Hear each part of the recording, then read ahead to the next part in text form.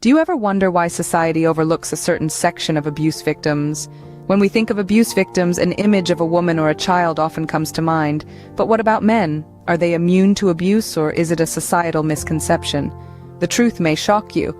Men can be, and indeed are, victims of abuse. Often they suffer in silence, their stories untold, their pain unacknowledged. This isn't a rarity, but a widespread issue that needs addressing. In the United States alone, nearly 1 in 7 men has experienced severe physical violence by an intimate partner at some point in their lifetime. That's about 14% of the male population, yet these numbers rarely make headlines. Abuse isn't always physical. Emotional abuse is another silent predator. Approximately 4 in 10 men have reported experiencing at least one form of coercive control by an intimate partner in their lifetime. This includes isolation from friends and family, manipulation, and threats. And yet, despite these alarming numbers, men are often reluctant to report abuse. Why is that?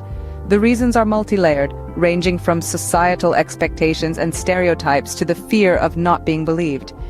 Many men are conditioned to believe that they must be strong, that they must be the protectors. So when they become the victims, it creates a cognitive dissonance that is difficult to reconcile. The fear of ridicule, disbelief, or even backlash often silences them, creating a vicious cycle of suffering and silence. This societal blind spot doesn't just affect the victims.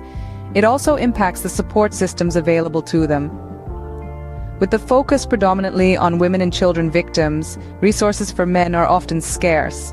They might not have access to shelters or support groups, further isolating them and making it harder to escape abusive situations. So, what can we do about this? Awareness is the first step towards change. We need to challenge and overturn the stereotypes that prevent male victims from coming forward. We need to create a society where every victim feels seen, heard, and supported, regardless of their gender.